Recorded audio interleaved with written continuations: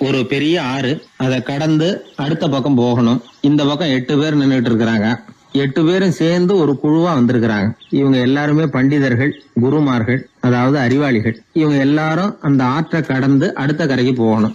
அப்புறம் அங்க இருந்து பக்கத்துல இருக்கிற ஒரு ஊருக்கு போய் சேரணும். கரை ஓரமா ஒரு படகு கட்டி கிடந்தது. அதுல ஏறி உக்காந்தாங்க. அது மூலமா அடுத்த கரைக்கு போய் சேர்ந்தாங்க. அங்க போய் கரையேறின உடனே அவங்களுக்குள்ள ஒரு விவாதம். அறிவாளிகள் இல்லையா, அதனால ஒருத்தர் சொன்னார், இந்த படகு நமக்கு உதவி செஞ்சிருக்குது. அது செஞ்ச உதவி மூலமா தான் நாம 8 பேரும் இந்த ஆற்றை கடந்து இந்த பக்கம் வந்திருக்கிறோம். இது செஞ்சிருக்கிற உதவிக்கு நாம நன்றி செலுத்தணும், பதில் மரியாதை செய்யணும். அதை எப்படி செய்யறது அப்படின்னார். இன்னொருத்தர் அதுக்கு ஒரு யோசனை சொன்னார். நமக்கு உதவி செஞ்சிருக்கிற இந்த படகுக்கு மரியாதையும் நன்றியும் செலுத்துகிற முறையில அதை நாம எல்லாரும் நம்ம தலைமையில சுமந்துகிட்டு போறதுதான் நியாயம்.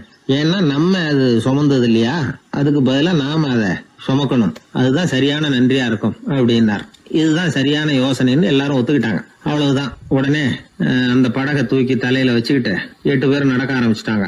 அப்படியே அவங்க போக வேண்டிய கிராமத்துக்கு போய் சேர்ந்தாங்க. அந்த ஊர் மக்களுக்கு இது வேடிக்கையா இருந்தது. ஆச்சரியமா அவங்கள பார்த்தாங்க. ஏங்க, எதுக்காக இப்படி செய்யறீங்க அப்படின்னு கேட்டிருக்கிறாங்க. படகுங்கிறது மனிதர்களை கரை சேர்க்கறதுக்காகத்தானே இருக்குது. நாம அதை எதுக்காக சுமக்கணும்? அதை ஆற்றங்கரையிலேயே விட்டுட்டு வந்திருக்கலாமே அப்படின்னாங்க. இதுக்கு அந்த 8 பேர்ல ஒருத்தர் சொன்னாராம், என்ன இப்படி சொல்றீங்க? உங்களுக்கு நன்றி உணர்வே கிடையாதா? நீங்க நன்றி கெட்டவங்களா இருக்கிறீங்க, நாங்க நன்றி உடையவர்களா இருக்கிறோம். நன்றி உடைமை அப்படின்னா என்னன்னு எங்களுக்கு தெரியும். அதனாலதான் எங்களை கரை சேர்த்த படகுக்கு நாங்க நன்றி செலுத்துறோம். இந்த படகு எப்பவும் எங்க தலைமையிலதான் இருக்கும் அப்படின்னார். இது புத்தர் சொன்ன ஒரு கதை. வழி இருக்கு பாருங்க, அதையே முடிவுன்னு நினைச்சு வாழ்நாள் பூரா புடிச்சுக்கிட்டு மனிதர்கள் துன்பப்படுறாங்க அப்படிங்கறது அவருடைய கருத்து. ஒரு மனிதன் ஜபம் பண்றான், வழிபாடு பண்றான், அது மூலமா ஒரு விழிப்புணர்வு கிடைச்சுட்டுதுன்னு வச்சுக்கோங்க. அதுக்கப்புறம் எதுக்கு அந்த ஜபமும் வழிபாடும்? தூக்கி எறிஞ்சிட வேண்டியதானே. ஆனா மனுஷன் அப்படி பண்றது இல்ல. வழிபாட்டையே லட்சியமா வச்சுக்கிட்டு அதையே கெட்டியா புடிச்சுக்குவான். அந்த ஜபத்துக்கு அவன் ஒரு கைதி ஆயிடுறான். அதனால அதை விட்டுட்டு அவனால வெளியில வர முடியல. வழிபாடு மூலமா சாதிச்சுடலாம் அப்படின்னு நினைக்கிறது தப்பு அப்படிங்கிறார் ஓஷோ. ஜபம்ங்கிறது ஒரு முள். காலில் குத்துன முள்ள எடுக்கிறதுக்கு இன்னொரு முள்ள பயன்படுத்துறோம். முள்ள எடுத்தாச்சு, அப்புறம் என்ன? 2 முள்ளையும் வீசி எறிஞ்சிட வேண்டியது தானே. 2 முள்ளுக்குமே இனிமே பிரயோஜனம் இல்லை. பழைய முள் இருந்த இடத்துல புதிய முள்ள குத்தி வச்சா வலிதான் தொடரும். அப்படி செய்யறவன் முட்டாள். ஆனா இப்படிப்பட்ட முட்டாள்களுக்கு உலகத்துல பஞ்சமே இல்லைங்கிறார் அவர். அதனால வழிபாடு, ஜபம் அப்படின்னு எல்லாம் சொல்றோமே, அதையெல்லாம் கூட விழிப்புணர்வோட பயன்படுத்தணும். நம்ம ஆள் ஒருத்தன், அவன் என்னன்னா காலில் ஒரு முள்ள தைச்சுக்கிட்டான், இன்னொரு முள்ளால அதை எடுத்துக்கிட்டு இருக்கிறான். ரொம்ப நேரமா முயற்சி பண்ணிட்டு இருந்தான். கடைசியா அப்பாடா எடுத்தாச்சு அப்படின்னு சொல்லிவிட்டு மறுபடியும் முள்ள எடுக்க ஆரம்பிச்சான். என்னப்பா இது, அதுதான் முள்ள எடுத்துட்டியே, அதுக்கப்புறம் என்னத்துக்கு முயற்சி பண்ணிட்டு இருக்கிறேன்னு கேட்டாங்க. இதுக்கு அவன் சொல்றான், ஏற்கனவே தச்சிருந்த முள்ளை எப்பவோ எடுத்துட்டேன், அதை எடுக்கிறதுக்காக உபயோகப்படுத்திக்கிட்டு இருந்தேனே இன்னொரு முள்ளு, அது இப்போ உள்ள மாட்டிக்கிட்டு இருக்குது, அதனாலதான் மறுபடியும் முதல்ல இருந்து ஆரம்பிக்கிறேன் அப்படின்னா. இப்படி வாழ்க்கையில முதல்ல இருந்து ஆரம்பிக்கிறவர்களும் அதிகம், முதல்லயே இருந்துகிட்டு இருக்கிறவங்களும் அதிகம். வாழ்க்கையில படிப்படியா முன்னேறணும், வாழ்க்கையை புரிஞ்சுக்கிட்டு முன்னேறணும். அதுக்கு இந்த பெரியவர்கள் சொல்லுகிற தத்துவத்தை எல்லாம் சரியா புரிஞ்சுக்கிட்டு அது பிரகாரம் நாம நடக்கணும். ஒரு பெரிய இடத்து பொண்ணு நிறைய படிச்சிருக்கிறா, பட்டங்கள் எல்லாம் வாங்கியிருக்கிறா, வேலைக்கு எதுக்கும் போகல, அதுக்கு அவசியமும் இல்லை. வசதியான குடும்பம். அந்த பொண்ணுக்கு பொழுதுபோக்கு என்ன தெரியுமா? பத்திரிகை படிக்கிறது, தொலைக்காட்சி பார்க்கறது, வானொலி கேட்கறது, இதுதான் பொழுதுபோக்கு. முக்கியமா அதுல வர்ற விளம்பரங்களை கவனிக்கிறது. சந்தைக்கு ஏதாவது புதுசா பொருள் வந்திருந்தா உடனே காரை எடுத்துட்டு போக வேண்டியது, அதை வாங்கிட்டு வந்துட வேண்டியது. ஒரு நாள் அது மாதிரி ஒரு விளம்பரம் கண்ணில் பட்டது. புதுமையான சமையல் செய்யக்கூடிய சாதனம் ஒன்று வந்திருக்கிறதாக செய்தி. உடனே அதை வாங்கணும்னு ஆசை. வழக்கம் போல அன்னைக்கு சாயந்தரமே காரை எடுத்துட்டு புறப்பட்டா. பார்த்தா விலை அதிகம்தான், இருந்தாலும் அதை பற்றியெல்லாம் கவலைப்படல. அதிக விலை கொடுத்து அந்த சமையல் இயந்திரத்தை வாங்கிட்டு வந்துட்டா. ஒரு பெரிய அழகான அட்டைப்பெட்டிக்குள்ள அது இருந்தது. துண்டு துண்டு பாகங்களா அதுக்குள்ள அடுக்கி வைக்கப்பட்டிருந்தது. அதை ஒன்னோட ஒன்று சேர்த்து முழு இயந்திரமா ஆக்கிய வேண்டியது நம்ம வேலை. அதெல்லாம் எப்படி ஒன்று சேர்க்கறது? அதுக்காக ஒரு கையேடு அது உள்ளேயே வச்சிருக்கிறாங்க. அந்த பொண்ணு வீட்டுக்கு வந்தா அட்டைப்பூட்டியை பிரிச்சா, ஒவ்வொரு துண்டு பாகத்தை எடுத்து வெளியில வச்சா, பக்கத்துல அந்த விவர புத்தகத்தை வச்சுக்கிட்டா. அது பிரகாரம் அந்த பாகங்களை இணைச்சு பார்த்தா சரியா வரல. மறுபடியும் எல்லாத்தையும் பிரிச்சு பரப்பி வச்சுட்டு ஆரம்பத்துல இருந்து வர்றா, அப்பவும் சரியா வரல. சரி, நேரம் அந்த கடைக்கு போய் அங்கிருந்தே ஒரு ஆளை அழைச்சிட்டு வந்துருவோம் அப்படின்னு சொல்லி காரை எடுத்துட்டு அவ புறப்பட்டா. கடையில இருந்து ஒரு ஆளை கையோட அழைச்சிட்டு வந்தா. 2 பேரும் வந்து சேர்ந்தாங்க. அங்க அவங்களுக்காக ஒரு ஆச்சரியம் காத்துக்கிட்டு இருக்கு வீட்டுல. என்ன ஆச்சுன்னா, அந்த சமையல் இயந்திரம் அழகா கோக்கப்பட்டு அங்க இருக்குது. அது மட்டும் இல்ல, அதுல சமையல் வேலையும் நடந்துகிட்டு இருக்குது. யார் அதை பண்ணது? அவளுக்கு ஆச்சரியம். சமையல் வேலை செய்கிற பணிப்பெண் அங்க வந்தா. வேலை செய்யறவோ, நான் தான் அதை செஞ்சேன்னா. அந்த பொண்ணுக்கு படிக்க தெரியாது, பள்ளிக்கூடத்துக்கே போனதில்லை, சமைக்க தெரியும், அவ்வளவுதான். படிப்பறிவு இல்லாத காரணத்தினால அந்த குறிப்பு புத்தகத்தையும் அவளால படிச்சிருக்க முடியாது. எப்படி இதை பொறுத்தனே அப்படின்னு ரொம்ப ஆச்சரியமா கேட்டாவோ, அந்த விவரம் தெரியாத பொண்ணு, பணி பொண்ணு சொல்றா, படிப்பறிவு இல்லாத போது மூளையை பயன்படுத்த வேண்டிய கட்டாயம் ஏற்படுது, வேற ஒண்ணும் இல்லை அப்படின்னாலாம். படிப்பு மூலமா அறிவை சேகரிச்சுக்கலாம், புத்திசாலித்தனத்தை சேகரிக்க முடியாது. தகவல் அறிவுங்கிறது ஞானம் ஆகாது அப்படின்னு சொல்லுவாங்க. அதுதான் இதுல முக்கியம். நம்மளும் ஒருத்தன் ரயில்ல பிரயாணம் பண்ணா, ராத்திரி பூரா பயணம், விடிஞ்சதும் பார்த்தா அவன் பொட்டியே காணல, யார திருடிட்டு போட்டாங்க. அதுக்காக அவன் கவலைப்படணும்ல, கவலைப்படல, சிரிச்சுக்கிட்டு இருக்கிறான். எதிரில் இருந்தவர் கேட்டார், ஏங்க பெட்டியை அவனோ எடுத்துட்டு போட்டானே, அதுக்காக கவலைப்படலையா நீங்க அப்படின்னார்.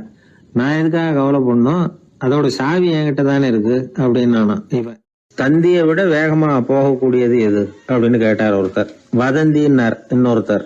அவர் அப்படி சொன்னதுல ஒன்னும் தப்பு இல்ல. வதந்தி வேகமா பரவறதுக்கு என்ன காரணம்? 1க்கு 2 மிகைப்படுத்தி சொல்ற மனுஷ சுபாவம் ஒரு காரணம், சொல்றத அப்படியே நம்புறது இன்னொரு காரணம். எப்பொருள் யார் யார் வாய் கேட்பினும் அப்பொருள் மெய்ப்பொருள் காண்பது அறிவு அப்படின்னாரு வள்ளுவர். யாரு எதை சொன்னாலும் அதை அப்படியே நம்ப கூடாது, அறிவு வேலை செய்யணும். அதுல எந்த அளவுக்கு உண்மை இருக்குது அப்படின்னு கண்டுபிடிக்கணும். முக்கியமான பொறுப்புல உள்ளவங்களுக்கு எல்லாம் இது ரொம்ப முக்கியமா தேவைப்படுகிற ஒரு தகுதி. ஒரு நாட்டுல ஒரு சாதாரண ஆள் ஒருத்தன் இருந்தான். அவங்கிட்ட ஒரு கழுதை இருந்தது, ரொம்ப பிரியமா வளர்த்தான். அவனுக்கு அது ரொம்ப நெருக்கமான நண்பன். வேற மனுஷங்க யாரும் கிடைக்கல போல இருக்குது.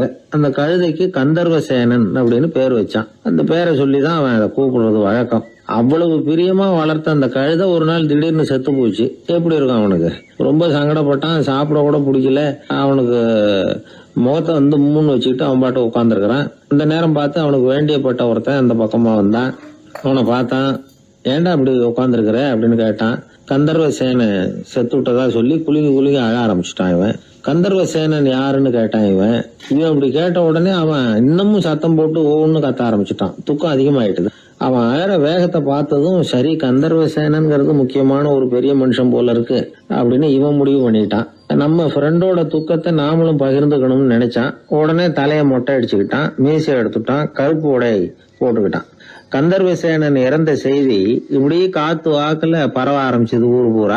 ஊர்ல உள்ளவங்க எல்லாம் இந்த செய்தியை கேட்டதும் அவங்களும் தலையை மொட்டை அடிச்சுக்கிட்டு கருப்பு துணி போட்டுக்க ஆரம்பிச்சுட்டாங்க. ஒரே நாள்ல நகரம் பூராவும் துக்கத்துல ஆழ்ந்து போச்சு. எங்க பார்த்தாலும் மொட்டை தலை, கருப்பு துணி. அந்த நாட்டு அமைச்சர் இதை பார்த்தார். ஜனங்கள்லாம் வருத்தமா இருக்கிறாங்களே அப்படின்னு நினைச்சு சில பேரை கூப்பிட்டு விசாரிச்சார். என்ன விஷயம் அப்படின்னு. கந்தர்வசேனன் செத்துட்டார், அதனாலதான் இப்படி துக்கம் அனுஷ்டிக்கிறோம் அப்படின்னாங்க. அவராவது கொஞ்சம் யோசனை பண்ணி பார்த்திருக்கலாம்ல. கந்தர்வசேனன்னு சொல்றீங்களே, யார் அது அப்படின்னு விசாரிக்கலாம்ல. விசாரிக்கல. மக்கள் துயரத்துல நாமளும் பங்கு எடுத்துக்கணும் அப்படின்னு தான் அவர் நினைச்சார். அவரும் உடனே மொட்டை அடிச்சுக்கிட்டு கருப்பு சட்டை போட்டு ஆரம்பிச்சுட்டார். அமைச்சர் இப்படி இருக்காருங்கிற செய்தி அரசருக்கு எட்டுச்சு. அவர் என்ன பண்ணாரு, அவரும் மொட்டை போட்டுக்கிட்டு தூக்கம் அனுஷ்டிக்க ஆரம்பிச்சுட்டார். அன்னைக்கு ராத்திரி ராஜா மொட்டை தலையோட அந்த புறத்துக்கு வரார், முகத்தை முன்னு வச்சுக்கிட்டு. ராணி பார்த்தாங்க. என்னங்க இது, என்ன விஷயம், உங்க துக்கத்துக்கு என்ன காரணம்னு கேட்டாங்க. ராஜா ரொம்ப கவலையோட, கந்தர்வசேனன் செத்துட்டாராம், ஜனங்கள்லாம் வருத்தத்துல இருக்கிறாங்க, அதனால நானும் அவங்களோட துக்கத்துல பங்கெடுத்துக்கிறேன், ஒரு ராஜாவோட கடமை இல்லையா அது அப்படின்னார். அது சரி, கந்தர்வசேனன் யாரு, உங்க அப்பாவா அண்ணனா, எதுக்காக தலைய மொட்டை அடிச்சிங்க அப்படின்னு கேட்டாங்க ராணி. அதுக்கப்புறம் தான் ராஜா யோசிக்க ஆரம்பிச்சார். ஆமா, அதுவும் சரிதானே, நாம என்னத்துக்கு அவசரப்பட்டு இப்படி பண்ணோம் அப்படின்னு சொல்லி நினைச்சுக்கிட்டு அதுக்கப்புறம் அமைச்சரை கூப்பிட்டார். அப்புறம் விவரம் கேட்டார். யாருங்க இது கந்தர்வசேனங்கிறது யாருன்னு கேட்டார். அவரும் அதுக்கப்புறம் தான் யோசிக்க ஆரம்பிச்சார். அவரு ஜனங்களை கூப்பிட்டு விசாரிச்சார். ஒவ்வொருத்தரா விசாரிச்சுக்கிட்டே கடைசியா அந்த ஆளுகிட்ட போய் சேர்ந்தாங்க. கந்தர்வசேனன் யாருன்னு கேட்டாங்க. என்னோட கழுதைன்னு அவன். ராஜாவும் மந்திரியும் தலையை தொங்க போட்டுக்கிட்டாங்க. எல்லாரும் சொல்றதையும் கண்ணை மூடிட்டு நம்ப ஆரம்பிச்சா கதை இப்படிதான் போய் முடியும். இந்த காலத்துல எல்லாம் சில பேர் சொல்ற விஷயம் கப்சா மாதிரி இருக்கும், ரீல் விடுறார் அப்படின்னு நினைப்போம். ஆனா அதுலயும் உண்மை இருக்கும். ஒருத்தர் ரொம்ப பெருமையா சொன்னார், சார் 10 பேர் ஒரே குடையில வந்தோம் சார், ஒரு சொட்டு தண்ணி கூட எங்க யார் மேலயும் படல சார் அப்படின்னார். 10 பேர் ஒரே குடையில வந்திருக்கிறாங்க, ஒரு சொட்டு தண்ணி கூட மேல படலையாம். பெருமையா சொன்னார். அது எப்படிங்கன்னு கேட்டோம். அவரு சொல்றாரு, ஏன்னா அப்ப மழையே பெய்யல சார் அப்படின்னார். நம்ம உடம்புல ரத்த அழுத்தம் இருக்குதே, அது நல்லதா கெடுதலாம். உடனே அது கெடுதல்னு தான் சொல்லுவோம். ஆனா உண்மை அது இல்ல. இயற்கையா உள்ள ரத்த அழுத்தம் நம்ம உடம்புக்கு தேவையான ஒண்ணு. அந்த அழுத்தம் அதிகமா போனாதான் கெடுதல். அததான் நாம பிபின்னு சொல்றோம். ஆனா அது உண்மையிலேயே உயர் ரத்த அழுத்தம், ஹைப்பர் டென்ஷன். இதயம்ங்கிறது ஓயாம வேலை செஞ்சுக்கிட்டு இருக்கிற ஒரு பம்பு. இதயம் சுருங்கி ரத்தத்தை பம்பு செய்யறப்போ ரத்த அழுத்தம் கூடுதலா இருக்கும். இதுக்கு பேரு சிஸ்டாலிக் பிளட் பிரஷர் அப்படின்னு பேர். இதயம் விரிந்த நிலைக்கு திரும்புறப்போ ரத்த அழுத்தமும் குறையுது. இதுக்கு பேரு டயஸ்டாலிக் பிளட் பிரஷர் அப்படின்னு பேர். இப்படி இது மாறி மாறி இருக்கும். இந்த பிபி 140 90 இப்படின்லாம் சொல்றாங்கல்ல, இதுதான். சீரா இருக்க வேண்டிய ரத்த அழுத்தம் ஒரு அளவுக்கு மேல அதிகரிச்சுட்டா ஆபத்து ஆரம்பம்னு அர்த்தம். சரி, இந்த உயர் ரத்த அழுத்தம் உண்டாகிறதுக்கு என்ன காரணம்? இதனாலதான் இது வருதுன்னு ஒரு காரணத்தை குறிப்பிட்டு சொல்ல முடியாது. ஆனா வம்சாவளி காரணம், ரொம்ப டென்ஷனான சூழ்நிலையில வேலை செய்யறது, உடம்பு குண்டா இருக்கிறது, இதெல்லாம் இந்த ஹை பிபிக்கு துணை செய்யுது. அப்படிதான் எடுத்துக்க வேண்டியிருக்குது. இது கிருமியினால ஏற்படுற வியாதி இல்ல, உடம்புல ஏற்படுற ஒரு பழுது, அவ்வளவுதான். இப்ப 40 வயசுக்கு மேலதான் பொதுவா இது பாதிக்கும். அதெல்லாம் சரி. ஒருத்தருக்கு உயர் ரத்த அழுத்தம் இருக்குது, அதை கட்டுப்படுத்துறதுக்கு வழி ஏதாவது உண்டா அப்படின்னா உண்டு. மருந்து கொடுத்தும் சரி பண்ணலாம். மருந்து இல்லாத சிகிச்சை முறைகளும் இருக்குது. இப்ப மருந்து சாப்பிடுறதுன்னா டாக்டர் கிட்ட போயிடலாம். அதுக்கு இப்ப சுமாரா 30 விதமான மருந்துகள் இருக்குதான். மருந்தோட உடல் கட்டுப்பாடும் மன கட்டுப்பாடும் சேர்ந்ததுன்னா ரொம்ப விசேஷம். அது இருக்கட்டும், மருந்து இல்லாம நாம செய்ய வேண்டியது என்ன, அதை தெரிஞ்சுக்குவோம். முதல்ல சீரான உடற்பயிற்சி, வாக்கிங் ரொம்ப நல்லது. மனசை அமைதிப்படுத்துறதுக்கு யோகாசனம், ஆழ்நிலை தியானம், இது மாதிரியான பயிற்சிகள் நல்லது. ஒரு காலத்துல யோகாசனம் பண்ணுங்க, தியானம் பண்ணுங்கன்னு சொன்னா ஒரு மாதிரியா பார்த்தாங்க. இப்ப மருத்துவ நிபுணர்களே அதெல்லாம் ரொம்ப அவசியம்தான் அப்படின்னு சொல்றாங்க. இன்னொரு அதிசய சிகிச்சை முறை இப்போ வழக்கத்துக்கு வந்திருக்குது. பயோ ஃபீட்பேக் அப்படின்னு பேர். மூளையின் அழுத்த அலைகளை பதிவு பண்ணி அதை மறுபடியும் உடம்புக்குள்ள செலுத்தி இந்த ரத்த அழுத்தத்தை சீராக்கி போடுறாங்க. சில பேருக்கு இந்த ஹை பிபி பார்டர் லைன்ல இருக்கும். அவங்களுக்கெல்லாம் மருந்துகள் அவசியம் இல்லை. வாழ்க்கை முறையில சில மாற்றங்களை பண்ணிக்கிட்டாவே போதும். பிஹேவியரல் மாடிஃபிகேஷன்ஸ் சொல்றாங்க. அது எப்படின்னா, பரபரப்பான வாழ்க்கை முறையை தவிர்க்கணும். புகைப்பிடிக்கிற பழக்கம், மது அருந்தும் பழக்கம், இதெல்லாம் இருந்தா விட்டுடணும். சாப்பாட்டுல உப்பை குறைக்கணும். கொழுப்பு சத்து ஆகாரங்களை குறைச்சிக்கணும். முடிஞ்சா விட்டுடலாம். குடும்பத்துல ஏற்கனவே யாருக்காவது ஹை பிபி இருந்தா சந்ததிகள் ஜாகிரதையா இருக்கணும். நடுத்தர வயசை அடைஞ்சவங்க அப்பப்ப அந்த பிபி செக் பண்ணிக்கிறது நல்லது. டாக்டர் சொல்றத நம்மள பல பேர் சரியாவே கேட்கறது இல்லை. அதனாலதான் இடைஞ்சல். ஒரு ஆளு பிபின்னு சொல்லி டாக்டர் கிட்ட போனான். உடம்பு குண்டா இருக்கு, அதை குறைக்கணும், முதல்ல தினமும் உடற்பயிற்சி பண்ணு அப்படின்னாரு. சரின்னு சொல்லிவிட்டு வந்தான், செஞ்சான். கொஞ்ச நாள் கழிச்சு மறுபடியும் டாக்டர் கிட்ட போனான். என்னப்பா எக்ஸசைஸ் பண்ணியா அப்படின்னு கேட்டார். தினமும் பண்ணினேன் டாக்டர்னா. என்ன பண்ணேன்னு கேட்டார். முன்னெல்லாம் சிகரெட்டை கடையில வாங்குவேன், இப்ப நான் அப்படி வாங்குறத விட்டுட்டேன். தினமும் நானே என் கையாலேயே உருட்டி தயார் பண்றேன் டாக்டர். இது ஒரு எக்ஸசைஸ் தானே அப்படின்னா. ஒரு தடவை கலைவாணர் NS கிருஷ்ணன் பேராசிரியர் கல்கியை சந்திச்சு பேசிக்கிட்டு இருந்தாராம். கலைவாணர் கல்கியை பார்த்து, எனக்கு கதை எழுத ஆசையா இருக்கு, எப்படி எழுதுறதுன்னு கேட்டாராம். கதை எழுதுறதுக்கு 4 மை வேணும்னாராம் கல்கி. அப்படியா, அப்படின்னா என்னென்ன கலர் மை அப்படின்னு கேட்டிருக்காரு கலைவாணர் சிரிச்சுக்கிட்டே. நான் சொன்னது கலர் மை இல்ல, அது வேற மை.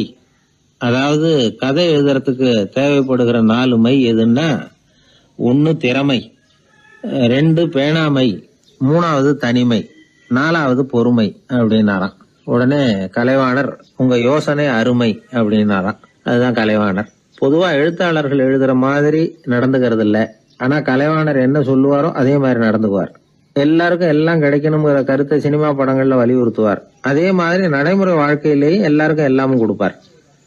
பணம், பதவி, புகழ் இப்படி எதுவுமே இல்லாத ஒரு சாதாரண மனுஷனா இருந்தா கூட இவர் மனுஷனுக்கு கொடுக்கற மரியாதையில கொஞ்சமும் குறைச்சல் இருக்காது. இந்த குணம் சாதாரணமா எல்லாருக்கும் இருக்கிறது இல்ல. அவரு சினிமா தியேட்டருக்கு போய் சினிமா பாக்குறது வழக்கம். அவரு வந்திருக்கிறாருங்கிறது தெரிஞ்சா போதும், வெளியில பிச்சைக்காரங்க கூடிடுவாங்க. இது அவருக்கு தெரியும். வெளியில நம்மளை நம்பி ஒரு கூட்டம் காத்துக்கிட்டு இருக்குமேன்னு நினைப்பார். உடனே ஒரு 100 ரூபா நோட்டை கொடுத்து சில்லறையா மாத்திட்டு வர சொல்லுவார். படம் முடிஞ்சு வெளியில வர்றப்போ சில்லறையோட வருவார். எல்லாருக்கிட்டையும் கொடுத்துருவார். ஏன்னா எல்லாரும் தேடிட்டு வருவாங்க அவரை. என்ன எல்லாரும் சௌக்கியமா இருக்கிறீங்களா அப்படின்னு பிரியமா விசாரிப்பார். ஏதோ ரொம்ப நெருங்கின சொந்தக்காரங்களை விசாரிக்கிறது மாதிரி விசாரிப்பாரு. தன்கிட்ட இருக்கிற சில்லறையை எல்லாருக்கும் சமமா பிரிச்சு கொடுத்துட்டு தான் அங்கிருந்து புறப்படுவார். ஒரு நாள் அது மாதிரி புறப்படுற சமயத்துல ஒரு சின்ன பையனுக்கு சில்லறை எதுவும் கிடைக்கல கொடுக்கறதுக்கு. இது கலைவாணருக்கு தெரியாது. கார்ல ஏறி புறப்பட்டு போயிட்டார். அந்த பையன் காரை பிடிச்சிக்கிட்டு பின்னாடியே ஓடியாந்துருக்கிறான். ஐயா, நீங்களே இல்லைன்னு சொன்னா நான் என்ன பண்றது? இன்னைக்கு பட்னி தான், அம்மாவுக்கு வேற உடம்பு சரியில்லை அப்படின்னு கத்திட்டே ஓடியாந்தானா. கலைவாணர் கவனிச்சுட்டார். உடனே காரை நிறுத்த சொன்னார். இறங்கினார். அந்த சின்ன பையனை கட்டி பிடிச்சிக்கிட்டு என்ன மன்னிச்சுக்கப்பா, நான் கவனிக்காம வந்துட்டேன் அப்படின்னு சொல்லி அழ ஆரம்பிச்சுட்டாராம். இன்னொரு தடவை இதே மாதிரி ஒரு தியேட்டர்ல இருந்து வெளியில வந்திருக்கிறார். ஒரு ஆள் அவர்கிட்ட வந்து நின்றுருக்கார். அவர் கொடுக்கறதுக்கு இவர்கிட்ட பணம் இல்லை. பணம் இல்லையாப்பா அப்படின்னாராம். உங்ககிட்டயே இல்லையா அப்படின்னாராம் அவரு. கலைவாணருக்கு மனசு ரொம்ப சங்கடமா போச்சு. உடனே புறப்பட்டு வீட்டுக்கு போனார். அங்க இங்க தேடி பார்த்து அங்க இருந்த கொஞ்சம் நெஞ்ச சில்லறையை எடுத்தார். காரு டிரைவரை கூப்பிட்டார். தியேட்டர் வாசல்ல நின்றுகிட்டு இருந்த ஆசாமியோட அங்க அடையாளங்களை சொன்னார். காரை எடுத்துட்டு போய் அந்த ஆளை கண்டுபிடிச்சு இந்த காசை கொடுத்துட்டு வா அப்படின்னு அனுப்பி வச்சாராம். பிச்சை போடுறதுக்காக காரை அனுப்புனதாக வேற யாரை பத்தியாவது நீங்க கேள்விப்பட்டிருக்கிறீங்களா? அவர் ஒரு வித்தியாசமான மனிதர், வித்தியாசமான கலைஞர். கலைவாணரோட சகோதரர் கல்யாணம் நடந்தது.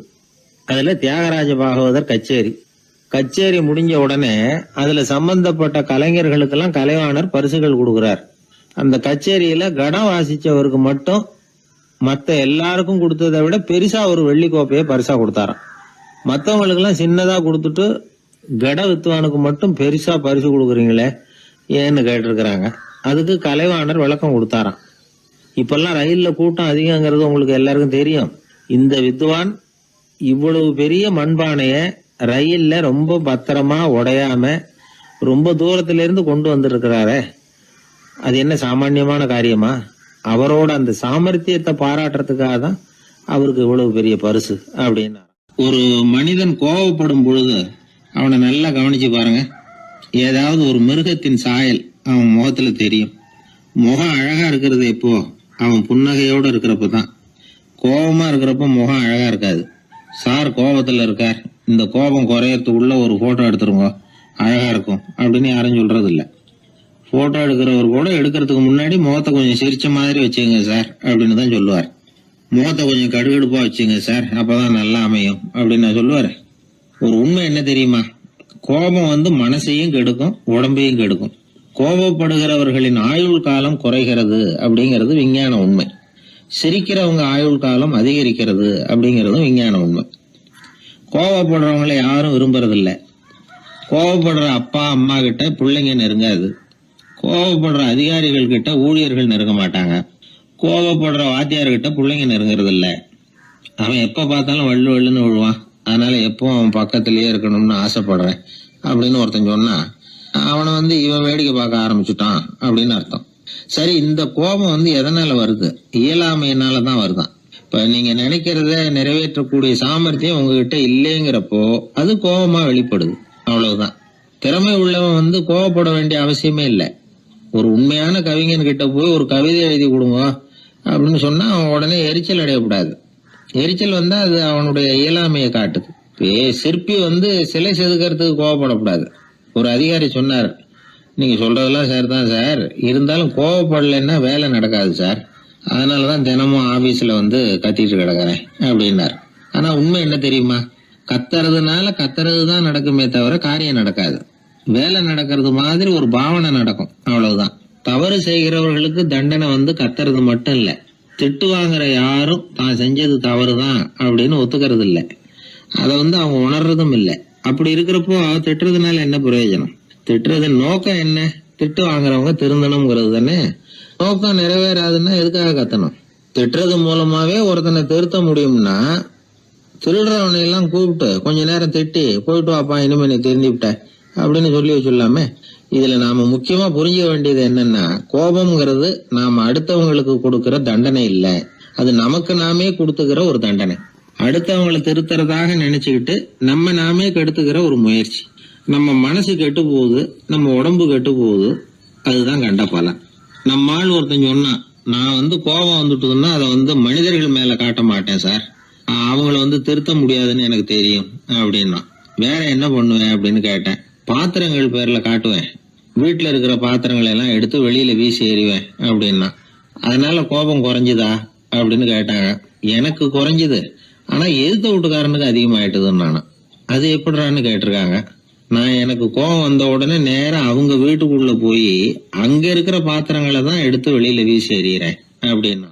ஒரு வெளி தேசத்துல இருந்து ஒருத்தர் நம்ம நாட்டுக்கு வந்தார். இங்க ஒருத்தர் அவரை அன்பா கூப்பிட்டு உபசரிச்சார்.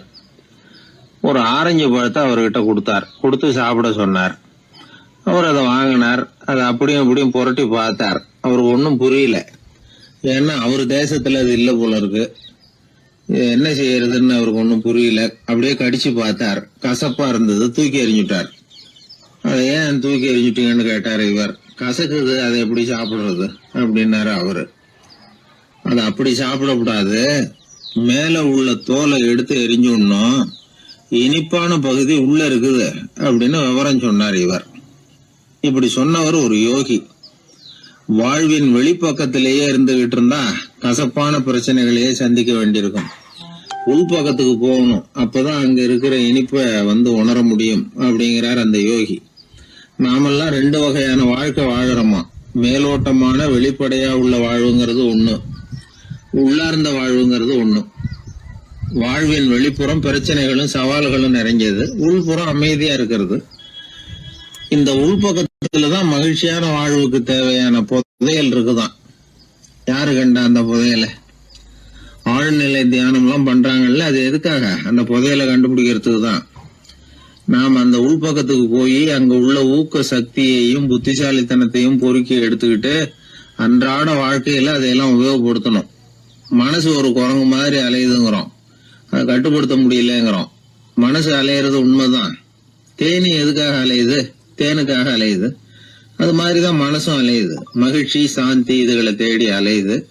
மனசை உள்பக்கமா அலைய விடணும். மகிழ்ச்சியான வாழ்வுக்கு என்னென்ன தேவைங்கிறத இந்த யோகி சொல்றார். ஊக்கம், புத்திசாலித்தனம், அமைதி, சாந்தம். இது எல்லாம் நம்ம கிட்ட நமக்குள்ளேயே இருக்குது. அதனாலதான் சொர்க்கம் நமக்குள்ளே இருக்குன்னு சொல்றது. புதையல நமக்குள்ளேயே வச்சுக்கிட்டு அதை தேடி புலம்பிக்கிட்டு இருக்கிறது ரொம்ப வேடிக்கைங்கிறார் அவர். இதெல்லாம் கேட்கறப்போ உங்கள பல பேருக்கு கோபம் கூட வரலாம். என்ன சார் இது, இன்று ஒரு தகவல்ல ஏதாவது உபயோகமா சொல்லுவீங்கன்னு பார்த்தா என்னமோ தத்துவம் எல்லாம் பேசிக்கிட்டு இருக்கிறீங்களேன்னு நினைக்கலாம் நீங்க.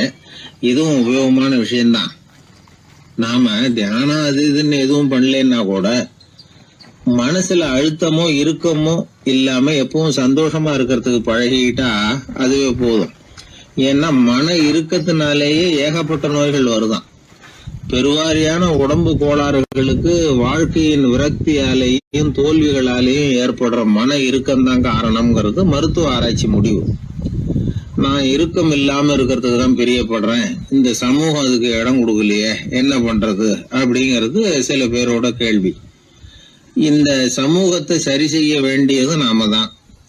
நம்மளை சரி பண்ணிக்க வேண்டியது நாம தான். நான் சரியா இருக்கிறேன், சமூகம் சரியில்லைன்னு அதை ஒதுக்கி பிரயோஜனம் இல்லை.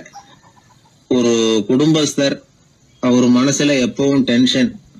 அவர் டென்ஷன் இல்லாம இருக்கிறதுக்கு பழகிக்கிட்டார். அதுக்கப்புறமா அவர் சொல்லுவார், நான் ஒன்னும் ஆழ்நிலை தியானம்லாம் பண்ணல, இருந்தாலும் என் மனசு எப்பவும் அமைதியா தான் இருக்குது. இவ்வளவுக்கும் எங்க வீட்டுல தினமும் என் சம்சாரத்துக்கும் எங்க அம்மாவுக்கும் சண்டை நடந்துகிட்டே தான் இருக்கும் அப்படிம்பார். அது சரிங்க, உங்க அம்மா ஒரு பக்கம், உங்க மனைவி ஒரு பக்கம், அவங்க 2 பேரும் சண்டை போடுறப்போ நீங்க எந்த பக்கம் இருப்பீங்க அப்படின்னு கேட்டார் ஒருத்தர். அந்த சமயம் நான் வீட்டுக்கு வெளிப்பக்கம் இருப்பேன் அப்படின்னார் அவர். அங்க ஒரு முனிவர் இருந்தார். சுவாமி, என்ன ஆசீர்வாதம் பண்ணுங்க, எனக்கு ஏதாவது புத்தி சொல்லுங்க அப்படின்னா அவர் ஆசீர்வாதம் பண்ணார். அதுக்கப்புறம் சொன்னார், மகனே, நீ எந்த காரியத்தை செஞ்சாலும் செய்யறதுக்கு முன்னாடி ஒரு தடவை அதனால ஏற்படக்கூடிய விளைவுகளை நல்லா யோசிக்கணும். உன் மனசுக்கு அது சரின்னு தெரிஞ்சா மட்டும் அதை செய்யணும் அப்படின்னார். அரசன் அவர் சொன்னதை அப்படியே மனசுல வாங்கிக்கிட்டான். அவர் காலடியில விழுந்து வணங்கினான். 100 பொற்காசுகளை அவர் காலடியில வச்சுட்டு திரும்பணும். அமைச்சர் இதை கவனிச்சார். என்ன இது, நம்ம அரசர் இவ்வளவு ஏமாளியா இருக்கிறாரு, இந்த ஒரு சாதாரண யோசனை சொன்னதுக்கு 100 பொற்காசுகள் கொடுத்துட்டாரு. அமைச்சர் இப்படி நினைக்கிறது அவர் முகத்தை பார்த்ததுமே அரசனுக்கு புரிஞ்சுட்டுது. இருந்தாலும் அதை பத்தி ஒன்னும் கேட்டுக்கல. 2 பேரும் திரும்பி அரண்மனைக்கு வந்து சேர்ந்தாங்க. அதுக்கப்புறம் அந்த அரசன் என்ன பண்ணான் தெரியுமா? காட்டுல முனிவர் சொன்ன அந்த புத்திமதியை ஒரு கல்லுல கல்வெட்டா செதுக்கணும். தன்னுடைய அறையில எல்லாரும் கண்ணிலையும் படும்படியாக அப்படி ஒரு இடத்துல பதிச்சு எல்லாரும் பாக்குறது மாதிரி பண்ணிவிட்டான். இப்போ அந்த அமைச்சருக்கு ஆச்சரியம், என்ன இது, நம்ம மன்னருடைய அறியாமையை புரிஞ்சுக்கவே முடியலையே, இத போய் கல்லுல செதுக்கி வைக்கணுமா, பேர்பட்ட அறிவுரையாது அப்படின்னு நினைச்சார். கொஞ்ச நாள் ஆச்சு. ஒரு நாள் அந்த மன்னருக்கு கடுமையான வயிற்று வலி. உடனே அரண்மனை வைத்தியரை கூப்பிட்டார். அவர் வந்து சேர்ந்தார். மன்னரை சோதிச்சு பார்த்தார். கொஞ்ச நேரம் இப்படியே படுத்துருங்க, நான் எங்க வீட்டுக்கு போய் இதுக்கு பொருத்தமா ஒரு மருந்து தயார் பண்ணிட்டு வரேன் அப்படின்னு சொல்லிட்டு ஓடினார். மருந்தோட திரும்பி அவர் வந்த சமயத்துல மன்னர் ஒரு கட்டில்ல கண்மூடி படுத்திருக்கிறார். பக்கத்துல யாரும் இல்ல. வைத்தியர் வந்தார். ஒரு சின்ன கோப்பையில கொஞ்சம் மருந்தை ஊத்தினார். அப்படியே அங்க சுத்தி முத்தி பார்த்தார். ஏதோ ஒரு பொடிய வந்து அதுல கலந்தார். கலந்து எடுத்துக்கிட்டு மன்னரை நெருங்கினார். கொஞ்சம் யோசனை பண்ணார். அப்புறம் திரும்பி போனாரு. கையில இருந்த மருந்து அப்படியே கீழே கொட்டிட்டு வந்தார். அந்த கோப்பையை நல்லா கழுவி சுத்தம் பண்ணி விட்டு மறுபடியும் கொஞ்சம் மருந்தை ஊத்திட்டு வந்தார். அதுக்கப்புறம் மன்னா அப்படின்னு சொல்லி மெதுவா கூப்பிட்டாரு. இவர் எழுந்திருச்சார். அப்புறம் இவரு சொன்னார், மன்னர் வைத்தியரே, நான் வந்து கண்ணை மூடிக்கிட்டு இருந்தாலும் அப்பப்ப கவனிச்சுக்கிட்டு தான் இருந்தேன். முதல்ல எதையோ கலந்தீங்க, அப்புறம் அதை கொட்டிவிட்டு வேற என்ன விஷயம், உண்மையை சொல்லுங்க அப்படின்னு மிரட்டினார். வைத்தியர் மிரண்டு போட்டார். அப்படின்னு மன்னருடைய காலில் விழுந்தார். அதுக்கப்புறம் உண்மையை சொன்னார். மகாராஜா, உங்களுடைய படை தளபதி உங்களை கொல்றதுக்காக சதி பண்ணார். விஷம் கலந்து கொடுக்கும்படியாக சொன்னார். வெகுமதி நிறைய தர்றேன்னார். நானும் சரின்னு சொல்லிவிட்டு இங்க வந்தேன். அவர் கொடுத்த விஷப்புடிய மருந்துல கலந்தேன். எடுத்துக்கிட்டு உங்ககிட்ட வந்தப்போ எதிரில நீங்க வச்சிருக்கிற அந்த கல்வெட்டு வாசகம் கண்ணுல போட்டது. எந்த காரியத்தை செஞ்சாலும் அதோட விளைவுகளை பத்தி யோசிக்க சொல்லிச்சு அந்த வாசகம். யோசனை பண்ணுனேன். என் உயிருக்கே ஆபத்துங்கிறத புரிஞ்சுக்கிட்டேன். உடனே திரும்பி போய் அதை கொட்டி கழுவி விட்டு வேற நல்ல மருந்தா ஊத்திக்கிட்டு வர்றேன் அப்படின்னார். இப்ப அந்த மன்னர் அமைச்சரை கூப்பிட்டார். பாத்தீங்களா, இந்த புத்திமதிய அன்னைக்கு நீங்க அலட்சியமா நினைச்சீங்க, இன்னைக்கு அதுதான் என் உயிரை காப்பாத்தி இருக்குது அப்படின்னார். அமைச்சர் தலையை குனிஞ்சுக்கிட்டாராம். அதனால பெரியவர்கள் நமக்கு சொல்ற புத்திமதி சாதாரணமா தான் தெரியும். அதுக்காக நாம வந்து அதை அலட்சியம் பண்ணிடக்கூடாது. இந்த காலத்துல ஒருத்தன் ஒரு சாமியார் கிட்ட போனா ஒரு 1000 ரூபாய அவர் காலடியில வச்சுட்டு திரும்பி வந்தான். எதுக்கு அதுன்னு கேட்டேன். இன்னைக்கு நான் இந்த அளவுக்கு நல்லபடியா இருக்கிறதுக்கு அவர் தான் காரணம். ஏற்கனவே ஒரு தடவை இவர்கிட்ட வந்து புத்தி சொல்லுங்கன்னு கேட்டேன், மாட்டேன்னு விட்டார். அன்னைக்கு அவர் ஏதாவது எனக்கு புத்தி சொல்லி நான் அது பிரகாரம் நடந்திருந்தேன்னா இன்னைக்கு நான் வீணா போயிருப்பேன். அதுக்காக ஒரு நன்றியை தெரிவிக்கிறதுக்காக தான் இன்னைக்கு வந்தேன், இந்த காணிக்கையை செலுத்துறேன் அப்படின்னு சொல்லிவிட்டு அவன் பாட்டு தெருவில் இறங்கி நடந்து போனான். உழைப்பும் நேர்மையும் உயர்வதற்கு வழிகள். அதை விட்டுட்டு உட்கார்ந்த இடத்துல இருந்துகிட்டே உயர போகணும் அப்படின்னு ஆசைப்படக்கூடாது. பல பேர் அப்படிதான் கற்பனை பண்றாங்க.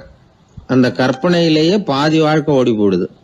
உழைப்புங்கிற வழியையும் நேர்மைங்கிற வழியையும் ஒதுக்கி விட்டு குறுக்கு வழியில ஓட நினைக்கிறவங்க குப்புற விழுந்துடுறாங்க. எந்த தொழிலை நாம செய்தாலும் சரி, அந்த தொழிலுக்குரிய பெருமையை நாம புரிஞ்சுக்கிட்டு அதுல ஈடுபடணும். அப்படி இல்லாம என்ன சார் பொழப்புது, இந்த தொழிலை மனுஷன் செய்வானா அப்படி புலம்பிக்கிட்டு இந்த தொழிலையே செஞ்சுக்கிட்டு இருக்கிறவங்க நம்மள பல பேர் உண்டு. செய்யும் தொழிலே தெய்வம் அப்படின்னு சொல்றாங்கல்ல, அப்படி சொல்றது எதுக்காக? அந்த அளவுக்கு அதுல ஒரு ஈடுபாடு வேணுங்கிறதுக்காக தான். ஒரு பெரிய மலைப்பகுதி, அந்த மலை அடிவாரத்துல ஒரு சிற்பி உட்காந்து ஒரு சிலையை வடிச்சுக்கிட்டு இருக்கிறான். கையில ஒரு சின்ன உளிய வச்சுக்கிட்டு ஒரு பெரிய கருங்கல் பாறையை கொஞ்சம் கொஞ்சமா உடைச்சுக்கிட்டு இருக்கான். ஒரு சிற்பத்தை வடிக்கிறதுங்கிறது அவ்வளவு உன்னதமான ஒரு தொழிலா? எல்லாராலையும் முடியுமா அது? அப்படி இருந்தும் அந்த சிற்பிக்கு மன நிறைவில்லை. அவன் நினைக்கிறான், இந்த கடுமையான வெயில்ல உட்கார்ந்து வேலை செய்யறது எவ்வளவு கஷ்டம். நாம ஒரு சிற்பியா இருக்கிறதுனால தானே சூரியன் கடுமையான வெப்ப கதிர்களை நம்ம மேல வீசுறான். நாமளே அந்த சூரியனா இருந்துட்டா இந்த கஷ்டம் இருக்காதே. நம்மளை கஷ்டப்படுத்துறவன் நம்மளை விட வலிமை உள்ளவன். அதனால நாம அவனா மாறி விடுறதுதான் நல்லது அப்படின்னு அந்த சிற்பி யோசனை பண்ணான். அவன் எண்ணம் உடனே நிறைவேறிட்டுது. இயற்கைங்கிற மாபெரும் சக்தி அவனை ஒரு சூரியனா மாத்தி விட்டுது. சிற்பி இப்போ ஒரு சூரியனா மாறினான். இனிமே இந்த உலகத்துல நம்மளை விட வலிமை உள்ளவன் வேற யாரும் கிடையாது அப்படின்னு நினைக்க ஆரம்பிச்சுட்டான். அவனுக்கு மகிழ்ச்சியா இருந்தது. அந்த மகிழ்ச்சி அதிக நேரம் நீடிக்கல. ஏன்னா கொஞ்ச நேரத்துல ஆகாயத்துல கரிய மழை மேகங்கள் அப்படியே சூழ்ந்து வந்தது. சூழ்ந்து வந்த மேகங்கள் சூரியனை மறைக்க ஆரம்பிச்சது. இப்போ சூரியனா இருந்த அந்த சிற்பி நினைச்சு பாக்குறான், என்ன இது, என்னையே இந்த மேகம் மூடி மறைக்குதுன்னா அது என்னை விட பெரிய ஆளாதான் இருக்கணும். அதனால இனிமே நாம சூரியனா இருக்கக்கூடாது, நாம மேகமா தான் இருக்கணும், அதுதான் கௌரவம் அப்படின்னு நினைக்க ஆரம்பிச்சிட்டான். இப்பவும் பாருங்க, இயற்கை அவனுடைய ஆசையை நிறைவேற்றி வச்சது. சூரியனா இருந்த சிற்பி மேகமா மாறினான். வான வீதியில அப்படியே உல்லாசமா வர ஆரம்பிச்சான். அந்த உல்லாசமும் அதிக நேரம் நீடிக்கல. எதிரில் பார்த்தா பிரம்மாண்டமான மலைகள் வழியை அடைச்சிட்டு நிக்குது. வேகமா வந்த மேகம் மலையில மோதிக்கிட்டுது. அந்த மலையை தாண்டி அப்பால செல்ல முடியல. இப்போ அந்த மேகம் நினைக்குது, நாம எந்த தடையும் இல்லாம அந்தரத்துல மிதந்து வர்றோம். நம்மையே போக விடாம தடுக்குதுன்னா அந்த மலைக்கு எப்பேற்பட்ட வலிமை இருக்கணும். இனிமேல நாம மேகமா இருந்து பிரயோஜனம் இல்ல, இருந்தா மலையா இருக்கணும், அதுதான் பெருமை அப்படின்னு நினைக்க ஆரம்பிச்சான். இப்பவும் பாருங்க, இயற்கை அவனுடைய ஆசையை நிறைவேற்றி வச்சது. மேகமா இருந்த சிற்பி மலையா மாறினான். பெரிய மலை பூமிக்கும் வானத்துக்குமா நின்றுகிட்டு இருக்கு. இனிமே நமக்கு எந்த கவலையும் இல்லை அப்படின்னு நினைச்சது அந்த மலை. இப்படி நினைச்சுக்கிட்டு இருந்த வேளையில அந்த மலையோட காலடியில அடிவாரத்துல ஏதோ சத்தம் கேட்டது. என்ன சத்தம் இது அப்படின்னு சொல்லி அந்த மலை மெதுவா குனிஞ்சு பார்த்துதான். பார்த்தா அங்க ஒரு மனுஷன் தன்னுடைய கையில உளிய வச்சுக்கிட்டு மலையை கொத்திக்கிட்டு இருக்கிறான். ஏதோ ஒரு சிற்பத்தை வடிக்கிறதுக்காக அவன் முயற்சி பண்ணிட்டு இருக்கிறான். இப்போ அந்த மலை நினைச்சுதான், மலையையே ஒருத்தன் உடைக்கிறான்னா அவன் எப்பேற்பட்ட வலிமை உள்ளவனா இருக்கணும். இனிமேலும் மலையா இருந்து பிரயோஜனம் இல்ல, மனுஷனா மாறணும், அதுதான் சரி அப்படின்னு நினைச்சுதான். அந்த வினாடியே அந்த மலை ஒரு மனுஷனா மாறிச்சு. அவன் கையில ஒரு உளி, பழையபடியே ஒரு கருங்கல் பாறையை கொத்த ஆரம்பிச்சான். அந்த ஆள் பழைய நிலைமைக்கு வந்துட்டான். இந்த கதையிலிருந்து நாம தெரிஞ்சுக்க வேண்டியது என்னன்னா, தன்னுடைய உண்மையான பலம் என்னங்கிறது தெரியாமலே தாவி தாவி தடுமாறிக்கிட்டு இருக்கிறான் மனுஷன் அப்படிங்கிறது தான். இனிமேலாவது அதை புரிஞ்சுக்கணும். நாம அதுவா மாறணும்னு நினைக்கிறது தப்பு, நாம இருக்கணும் அப்படின்னு நினைக்கிறது தான் உண்மை, அதுதான் சரி. அந்த சிற்பி என்னென்னோ கற்பனை பண்ணி கடைசியில மறுபடியும் சிற்பியாகவே வந்து சேர்ந்தான் பாருங்க. அதனால நம்முடைய உண்மையான பலம் என்ன அப்படிங்கறத தெரிஞ்சுக்கிட்டு நடந்துகிட்டோம்னா வாழ்க்கையில எப்பொழுதும் வெற்றி நிச்சயம். பண்றதுன்னு எனக்கு புரியல அப்படின்னு கவலைப்பட்டார் ஒரு அப்பா. என்ன பண்றது, அப்பாவோட குணம் கொஞ்சமாவது பிள்ளைக்கும் இருக்கதானே செய்யும்னா, அட போங்க சார், அவனை அடக்கிறதுக்கு ஏதாவது வழி சொல்லுவீங்கன்னு பார்த்தா நீங்க என்னோட சரித்திரத்தை புரட்ட ஆரம்பிச்சுட்டீங்களே. அப்புறம் கேட்டேன் அவரை, சரி பையன் அடம் பண்ண அவனை நீங்க எப்படி அடக்குறீங்க அதை சொல்லுங்க முதல்ல, அதுக்கப்புறம் என் யோசனையை சொல்றேன் அப்படின்னு. அவரு சொன்னார், வேற என்ன பண்ணுவேன், மிரட்டுவேன், அடிப்பேன், அவ்வளவுதான் எனக்கு தெரியும்னார். அடிச்சா அடங்கிடுவானா பையன் அப்படின்னு கேட்டேன். அது எப்படிங்க அடங்குவான், இன்னமும் தீவிரமா அடம் பண்ண ஆரம்பிச்சிருவான், கத்தி ரகலை பண்ணிவிடுவான் அப்படின்னார். குழந்தை அடம் பண்றானேங்கிற கவலை பல குடும்பங்கள்ல உள்ள ஒரு பிரச்சனை தான். இதுக்கு இப்ப மருத்துவர்கள் ஒரு சுலபமான வழியை சொல்றாங்க. அது என்னன்னா, ஒரு குழந்தை அடம் பண்ணிச்சுன்னா அதை அடிக்கப்படாதான், அதுக்கு பதிலா வேற ஒரு காரியம் பண்ணலாமா. அது என்னன்னா, குடும்பத்துல இருக்கிற எல்லாரும் ஒண்ணு சேர்ந்து அந்த குழந்தைகிட்ட கொஞ்ச நேரம் பேசாம இருந்தோம்னுமா, பேச்சை நிறுத்திக்கணும். குழந்தையால பேசாம இருக்க முடியாது, அது யோசனை பண்ணும், தன்னுடைய தவறை உணர்ந்து அது வருந்த ஆரம்பிக்கும். இப்படி தொடர்ந்து செஞ்சுக்கிட்டு வந்தா குழந்தை கொஞ்ச நாள்ல அடம் பண்றதை நிறுத்தி விடுமா. இது டாக்டர்கள் இப்ப சொல்லி கொடுக்கற ஒரு யோசனை. அதே மாதிரி சில குழந்தைகள் சரியான காரணம் இல்லாம அடம் பண்ணணுங்கிறதுக்காகவே கத்துது பாருங்க, அதை நிறுத்துறதுக்கு கூட ஒரு வழி இருக்குது. அது என்ன வழின்னா, அது அழற சமயத்துல அந்த சத்தத்தை ஒரு டேப் ரெக்கார்டர் மூலமா பதிவு பண்ணி வச்சுக்கணும். குழந்தை கத்த ஆரம்பிக்குதுன்னு வைங்க, உடனே ஏற்கனவே பதிவு பண்ணி வச்சிருக்கிற அழுகை சத்தத்தை போட்டு அந்த குழந்தை காதுல விழறது மாதிரி பண்ணணும். தன்னுடைய அழுகை சத்தத்தை கேட்க ஆரம்பிச்ச உடனே அந்த குழந்தை தான் அழறத நிறுத்திக்குமா. சில குழந்தைகள் சாப்பிட மாட்டேன்னு அடம் பண்ணும். வளர்ந்த குழந்தைய வற்புறுத்தி சாப்பிட சொல்லக்கூடாது. சில பேர் என்ன பண்ணுவாங்கன்னா, கட்டாயப்படுத்தி சாப்பாட்டை திணிப்பாங்க. அதெல்லாம் ரொம்ப தப்பு. குழந்தைக்கு விவரம் தெரிஞ்சதுக்கு அப்புறம் சாப்பாட்டு விஷயத்துல நீங்க தலையிட வேண்டிய அவசியமே இல்லை. பசிச்சா சாப்பிடணுங்கிறது அதுக்கு புரியும். அது தானாவே சுதந்திரமா எடுத்து போட்டு சாப்பிடுறதுக்கு அனுமதிக்கணும். நீங்க போய் அதுகிட்ட நின்றுட்டு சாப்பிடு சாப்பிடு அப்படின்னு வற்புறுத்திக்கிட்டு இருக்க கூடாது. நீங்க அதை வற்புறுத்தாம இருந்தா அது உங்களை வித்தியாசமா பார்க்க ஆரம்பிக்கும். உண்மையிலேயே பசி இருந்ததுன்னா தனக்கு எவ்வளவு தேவையோ அவ்வளவு எடுத்து போட்டுக்கிட்டு அந்த குழந்தை சாப்பிட்டுக்கும், எந்த பிரச்சனையும் இருக்காது. ஆக இது மாதிரியான சில நுட்பங்களை நாம மனசுல வச்சுக்கணும். அப்படி வச்சுக்கிட்டோம்னா வீட்டுல குழந்தைகளால எந்த பிரச்சனையும் இருக்காது. இந்த காலத்து பையன் ஒருத்தன், அவன் ரொம்ப கவலையோட வந்தான். என்னப்பா விஷயம்னு விசாரிச்சேன். எங்க அப்பா என்கிட்ட 1 மாசம் உன் கூட பேச மாட்டேன் போ அப்படின்னு சபதம் போட்டுட்டாருன்னா, அதுக்காகவா இப்படி கவலைப்படுறேன்னு கேட்டேன்.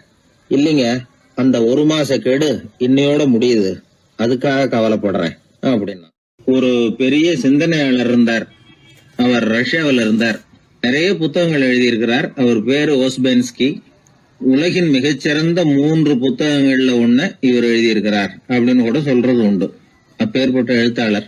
அந்த காலத்துல குருஜீஃப் அப்படின்னு சொல்லி ஒரு பெரியவர் இருந்தார். ரொம்ப எளிமையான வாழ்க்கை வாழ்ந்துகிட்டு இருந்தவர். இவரை தேடி அந்த எழுத்தாளர் வந்தார். ஐயா, உங்ககிட்ட சில கேள்விகள் கேட்டு விளக்கம் பெறலாம்னு வந்திருக்கிறேன்னார். உடனே அந்த பெரியவர் என்ன செஞ்சார் தெரியுமா? ஒரு வெற்று காகிதத்தை எடுத்தார், அவர்கிட்ட கொடுத்தார். இந்தாங்க, இதை வச்சுக்கங்க. நாம 2 பேரும் பேசுறதுக்கு முந்தி நீங்க ஒரு காரியம் பண்ணணும்னார். என்ன செய்யணும் சொல்லுங்கன்னார் அவரு. இந்த காகிதத்துல உங்களுக்கு தெரிஞ்சதெல்லாம் என்ன, தெரியாததெல்லாம் என்ன அப்படிங்கிற பட்டியலை எழுதிட்டு வாங்க. அதுக்கு பிறகு உங்களுக்கு தெரியாத விஷயங்களை பத்தி நாம 2 பேரும் உரையாடலாம். ஏன்னா உங்களுக்கு தெரிஞ்சதை பத்தி நாம பேசி பிரயோஜனம் இல்லை, தெரியாததை பத்தி பேசினாதான் உங்களுக்கு அது உபயோகமா இருக்கும் அப்படின்னார். இவர் இப்படி சொன்னது அந்த எழுத்தாளருக்கு கொஞ்சம் தர்ம சங்கடமா இருந்தது. நாம எப்பேற்பட்ட சிந்தனையாளர், நம்மள போய் இவர் இப்படி எழுத சொல்றாரு அப்படின்னு நினைச்சாரு. இருந்தாலும் அந்த பெரியவர் பேர்ல இவருக்கு ரொம்ப மரியாதை. அதனால அவர் கொடுத்த காகிதத்தை வாங்கிட்டு தனியா ஒரு இடத்துல போய் உட்கார்ந்தார். யோசிக்க ஆரம்பிச்சார். முதல்ல யோசிச்சார், கடவுளை எனக்கு தெரியுமா அப்படின்னு. கடவுளை பற்றித்தான் எனக்கு தெரியுமே தவிர கடவுளை தெரியாதுங்கிறது புரிஞ்சுது. அதனால தனக்கு தெரிந்த ஒரு விஷயம் கடவுள் அப்படின்னு அவரால் குறிப்பிட முடியல. அடுத்தபடி ஆத்மாவை பத்தி சிந்திச்சார். ஆத்மாவை பற்றித்தான் நமக்கு தெரியுமே தவிர ஆத்மா நமக்கு தெரிஞ்ச விஷயமா இருக்கல அப்படிங்கறது புரிஞ்சுது. அதனால ஆத்மாவையும் தெரிஞ்ச பட்டியல்ல சேர்க்க முடியல. இப்படி ஒவ்வொன்னா அவர் யோசிக்க யோசிக்க எதுவுமே நமக்கு தெரியலங்கிறது அவருக்கு தெளிவாச்சு. நேரா எழுந்திரிச்சு அந்த பெரியவர்கிட்ட போனார். ஐயா, உங்களை சந்திக்கிற வரைக்கும் எவ்வளவோ விஷயங்கள் எனக்கு தெரிஞ்சிருக்கிறதாக நினைச்சேன். ஆனா உங்ககிட்ட நிறைய கேள்விகள் கேட்கணுங்கிற ஆர்வத்தோட தான் வந்தேன். ஆனா நீங்க கேட்ட ஒரு கேள்விக்கு விடை காண முயன்ற போது எனக்கு எதுவுமே தெரியலங்கிறத புரிஞ்சுக்கிட்டேன் அப்படின்னார். அப்படின்னா உலக புகழ்பெற்ற இவ்வளவு புத்தகங்களை உங்களால எப்படி எழுத முடிஞ்சதுன்னு கேட்டார். இவர் சொன்னார், ஐயா, இப்பதான் எனக்கு புரியுது. எனக்கு தெளிவில்லாத பல விஷயங்களையும் நான் எழுதியிருக்கிறேன். அவையெல்லாம் வெற்றும் வார்த்தை குவியல்கள்ங்கிறத நான் இப்ப உணர்றேன். வார்த்தைகளே அறிவு அப்படிங்கிற மயக்கத்திலிருந்து இப்ப நான் விடுபட்டுட்டேன். அறிவுத்துறையில நான் ஒரு பூஜ்யம்ங்கிறது புரிஞ்சு போச்சு அப்படின்னார். இப்ப பெரியவர் சொன்னார், இப்பதான் உங்களுக்கு உண்மையான அறிவு ஏற்பட ஆரம்பிச்சிருக்குது. எப்போ ஒரு மனிதன் தன்னுடைய அறியாமையை உணர ஆரம்பிக்கிறானோ அப்போதுதான் அறிவின் தொடக்கத்துல அடி எடுத்து வைக்கிறான் அப்படின்னார். அதுக்கு பிறகு என்னாச்சு தெரியுமா? இந்த எழுத்தாளர், சிந்தனையாளர் ஓஸ்பென்ஸ்கி புஸ்தகம் எதுவுமே எழுதலையாம், அதோட விட்டாராம். நம்முடைய அறியாமை நமக்கு புரிய ஆரம்பிச்சுட்டுதுன்னா நமக்கு அறிவு வளர ஆரம்பிச்சுட்டுதுன்னு அர்த்தம். அது நமக்கு புரியறது இல்லை, அதுதான் சிக்கல். ஒரு நண்பர் சொன்னார், சார், நான் எப்போ வீட்டை பூட்டி விட்டு வெளியூர் போனாலும் திருடன் பூட்டை உடைச்சு விடுறான். அதனால இப்ப புத்திசாலித்தனமா ஒரு காரியம் பண்ணிவிட்டு உங்க ஊருக்கு வந்திருக்கிறேன்னார். என்ன செஞ்சிருக்கிறீங்கன்னு கேட்டேன். வீட்டை பூட்டாமலே வந்துட்டேன் அப்படின்னார். உபயோகமா இருக்கு அப்படின்னார். உடனே பார்வை இல்லாத அந்த பெரியவர் சொன்னாரு, வெளிச்சம்னு ஒண்ணு உண்மையிலேயே இருக்குதா அப்படின்னு கேட்டாராம். உண்மையிலேயே வெளிச்சம் இருக்குங்க அப்படின்னு சொல்லியிருக்கிறாங்க, அதை நான் நம்ப மாட்டேன் அப்படின்னாரா அவரு. சூரியன் இருக்கு, சந்திரன் இருக்கு, நட்சத்திரம் இருக்கு அப்படின்னு சொல்லி பார்த்துருக்குறாங்க, அதையெல்லாம் ஒத்துக்கிறேன். ஆனா அதையெல்லாம் என்ன கொஞ்சம் தொட்டு பார்க்க விடுங்களேன் அப்படின்னாராம். அதையெல்லாம் தொட்டு அறிய முடியாது அப்படின்னு சொல்லியிருக்கிறாங்க. அப்படின்னா முகர்ந்து அறியறேன், மோந்து பாக்குறேன். மோர்ந்து பார்க்க விடுங்க, ஏதாவது வாசனை வருதான்னு பாக்குறேன் அப்படின்னு இருக்காரு. அதுவும் முடியாதேன்னாங்களாம். பெரியவர் யோசனை பண்ணிருக்கிறார். சரி, பரவாயில்ல, முரசு அடிக்கிறது மாதிரி அடிச்சு பார்க்கவாவது ஏற்பாடு பண்ணி கொடுங்க, அதை அடிச்சு பார்த்து அதோட சத்தத்தை உணர்ந்துக்கிறேன் அப்படின்னாராம். அதாவது ஒளியின் ஒலியை, அதாவது வெளிச்சத்தின் சத்தத்தை புரிஞ்சுக்கிறேன் அப்படின்னு சொல்லியிருக்கிறார். அதுக்கும் சாத்தியம் இல்லைன்னு சொல்லியிருக்கிறாங்க. சரி, அதுவும் முடியலன்னா அந்த வெளிச்சத்துல கொஞ்சம் எடுத்து என் கையில கொடுங்க, வாயில போட்டு சாப்பிட்டு பாக்குறேன் ருசி எப்படி இருக்குன்னு அப்படின்னு சொல்லி பார்த்திருக்காரு. எந்த வகையிலயும் அவரை அதை ஒத்துக்க வைக்க முடியல. சுத்தி இருந்தவங்க எல்லாம் குழம்பி போயிட்டாங்க. என்னங்க, நாங்க சொல்றத நீங்க நம்பலையா அப்படின்னு கேட்டிருக்காங்க. என்னுடைய 4 புலன்களுக்கும் புலப்படாத ஒன்ன நான் மாயை அப்படிங்கிறேன். நீங்க என்ன அவமானப்படுத்துறதுக்காக இப்படி சொல்றீங்கன்னு நினைக்கிறேன். ஏதோ உங்களுக்கு எல்லாம் பார்வைன்னு ஒண்ணு இருக்கிறதாகவும் அது எனக்கு இல்லைங்கிறதாகவும் சொல்லி என்ன நீங்க அவமதிக்கிறீங்க அப்படின்னார். தர்க்க சாஸ்திரத்துல மேதையான அந்த பெரியவர். சுத்தி இருந்தவங்க பார்த்தாங்க, வெளிச்சம் இருக்குங்கிறத இவர் நம்பணும், இவரை நம்ப வைக்கணும் அப்படின்னா அது புத்தரால தான் முடியும் அப்படின்னாராம் ஒருத்தர். சரி அவர்கிட்டயே போவோம் அப்படின்னு சொல்லி எல்லாரும் அவர்கிட்ட போய் சேர்ந்தாங்க. விவரத்தை சொன்னாங்க. புத்தர் சிரிச்சாராம். எப்படிப்பட்டதுன்னு நான் நினைக்கிறேனோ, அதாவது உண்மை, அப்படித்தான் அவரும் நினைக்கிறார். எதையும் அனுபவபூர்வமா உணர்ந்தாதான் நம்ப முடியும். ஒளிய அனுபவித்து அறியாத வரையில அது இருக்கிறதா இல்லையா அப்படிங்கிற கேள்விக்கு இடம் கிடையாது. அதனால அவரு அதை நம்பாததும் சரிதான் அப்படின்னு சொன்னாராம் புத்தர். அதுக்கப்புறம் சொல்லியிருக்கார், உங்களை குணப்படுத்தி கொள்ளலாம், உங்களுக்கு தேவை ஞானி கிடையாது, உங்களுக்கு தேவை மருத்துவர் அப்படின்னாரா. ஒரு டாக்டர் கிட்ட அழைச்சிட்டு போயிருக்கிறாங்க. பார்வை கிடைச்சிட்டுது. வெளிச்சத்தை கண்டதும் அவர் மகிழ்ச்சி அடைஞ்சார். புத்தரை வணங்கினார். நான் வாதம் பண்ணேன், நீங்க எதிர்வாதம் பண்ணல, என்னுடைய பிரச்சனை மருத்துவரால் தான் தீரும் அப்படின்னு சொல்லி எனக்கு பார்வை கிடைக்க செஞ்சீங்க அப்படின்னாராம். மனித குலத்துல ரொம்ப அதிகமானவர்கள் நிலைமை இப்படித்தான். கண்ணை மூடிக்கிட்டு அதை சரின்னு ஒருத்தர் வலியுறுத்தி சொல்லிட்டு இருந்தா அவருக்கு உதவுறது அப்படிங்கிறது முடியாத காரியம். இந்த காலத்துல சில பேர் கண்களை திறந்துகிட்டே சில காரியங்கள் பண்ணுவாங்க. அது தப்புன்னு அவங்களுக்கு பின்னாடி தான் புரியும். ஒருத்தர் தன்னுடைய வலது காலில் கட்டு போட்டுக்கிட்டு அப்படி வந்தார். என்ன ஆச்சுன்னு விசாரிச்சாங்க. எங்க வீட்டு கண்ணாடி ஜன்னல்களை வெளிப்பக்கமா இருந்து சுத்தப்படுத்திக்கிட்டு இருந்தேன், சரியா தொடச்சிக்கிட்டு இருக்கோமா அப்படின்னு கொஞ்சம் பின்னாடி தள்ளி நின்னு பார்த்தேன் அப்படின்னார். அதுக்கும் உங்க கால் உடைஞ்சதுக்கும் என்ன சம்பந்தம்னு கேட்டாங்க. நான் குடியிருந்தது 4வது மாடியாச்சே அப்படின்னாராம். ஊர்ல ஒரு மன்னர் இருந்தார். அவரு பக்கத்து தேசத்து மேல படையெடுக்கணும்னு நினைச்சுக்கிட்டு இருந்தார். அதையும் தன்னுடைய நாட்டோட சேர்த்துக்கணுங்கிற ஆசை. எப்போ படையெடுக்கலாம்னு யோசிச்சுக்கிட்டு இருந்தார். இப்படி யோசிச்சுக்கிட்டு இருந்த சமயத்துல ஒரு பெரியவர் அவரை தேடிட்டு வந்தார். அவர் அடிக்கடி வருவார், அவர்கிட்ட பேசிக்கிட்டு இருப்பார். இப்பவும் அப்படித்தான் வந்தார். என்ன மன்னா யோசனைன்னாரு. இவர் தன்னுடைய யோசனையை சொன்னார். இந்த சமயத்துல மன்னருக்கு தாகம் எடுத்தது, தண்ணி குடிக்கணும் போல இருந்தது. உடனே அங்க இருந்த ஒரு அரண்மனை பணியாளரை கூப்பிட்டார். போய் கொஞ்சம் தண்ணி கொண்டு வாப்பா அப்படின்னார். அந்த பணியாளர் போனார். ஒரு கோலையில தண்ணி கொண்டு வந்தார். ராஜா கிட்ட நீட்டினார். ராஜா அதை வாங்கி குடிக்கிறதுக்காக வாயிட்ட கொண்டுட்டு போனார். அந்த நேரம் பார்த்து மன்னா கொஞ்சம் பொறுங்கன்னார் இந்த பெரியவர். ஆவலோட குடிக்க போன மன்னர் அப்படியே நிறுத்திக்கிட்டு பெரியவரை பார்த்தார். இப்ப அந்த பெரியவர் சொன்னார், மன்னா இப்ப உங்களை விட வலிமை உள்ள ஒரு சக்தி உங்களுக்கு தண்ணி கொடுக்க மறுத்துடுதுன்னு வைங்க, உங்களை குடிக்க விடாம தடுத்துடுது அப்படின்னா இப்ப இந்த ஒரு கோவள தண்ணீரை என்ன விலை கொடுத்து வாங்குவீங்க அப்படின்னு கேட்டார். இப்ப எனக்கு இருக்கிற தாகத்துக்கு என்னுடைய அரசாங்கத்துல பாதியையாவது கொடுத்து இந்த தண்ணியை வாங்கறதுக்கு தயங்க மாட்டேன்னார் அவர். சரி இப்ப அந்த தண்ணியை குடிங்கன்னார் பெரியவர். மன்னர் ஆவலோட அந்த தண்ணியை குடிச்சு முடிச்சார். அதுக்கப்புறம் கொஞ்ச நேரம் தன்னுடைய படையெடுப்பு பத்தி சொல்லிட்டு இருந்தார். கொஞ்ச நேரம் கழிச்சு மறுபடியும் இந்த பெரியவர் கேட்டார், மன்னா இப்போ நீங்க ஒரு கோவள தண்ணீரை குடிச்சு முடிச்சிட்டீங்க. இப்ப அந்த தண்ணீர் உங்க உடம்ப விட்டு வெளியில வரக்கூடிய பாதை அடப்பட்டு போச்சு அப்படின்னு வச்சுங்க, அதை வெளியேற்றுவதற்காக நீங்க எவ்வளவு செலவழிப்பீங்க அப்படின்னு கேட்டார். மன்னர் யோசனை பண்ணார். அப்படி ஒரு நிலைமை ஏற்பட்டு போச்சுன்னா என்னுடைய அரசாங்கம் பூராவையும் அதுக்கு ஈடா தர்றதுக்கு கூட தயங்க மாட்டேன்னார். இப்ப அந்த பெரியவர் சொன்னார், எந்த அரசாங்கத்தின் மதிப்பு ஒரு கோவள தண்ணீர் அளவுக்கு கூட இல்லையோ அந்த அரசாங்கத்தை அடையணுங்கிற பேராசையில மனிதர்கள் தங்களுடைய சகோதரர்கள் கூடவே சண்டை போட்டுக்கிறாங்களே, அதுல ஏதாவது அர்த்தம் இருக்குதா அப்படின்னாராம். மன்னருக்கு இப்பதான் அர்த்தம் புரிஞ்சுதான். மனசுல தெளிவு உண்டாச்சு. தன் மனசுக்குள்ள உண்டான வெறிய விரட்டி அடிச்சு விட்டார். அதுக்கப்புறம் நிம்மதியா ஆட்சி புரிஞ்சார். இப்படி ஒரு கதை. உயிருக்கு என்ன விலை கொஞ்சம் யோசனை பண்ணி பாருங்க. ஆனா அது இப்ப எவ்வளவு மலிவா போயிட்டுது, அதையும் யோசனை பண்ணி பாருங்களேன். ஆசை பேராசையா மாறுது, அப்புறம் அது வெறியா ஆகுது, அதுக்கப்புறம் பைத்தியம் பிடிக்குது. இந்த காலத்து மனிதர்களுக்கு 2 விதமான பைத்தியம் பிடிச்சிருக்கிறதாக ஒரு பெரியவர் சொல்றார். ஒன்னு பணம், இன்னொன்னு அதிகாரம்.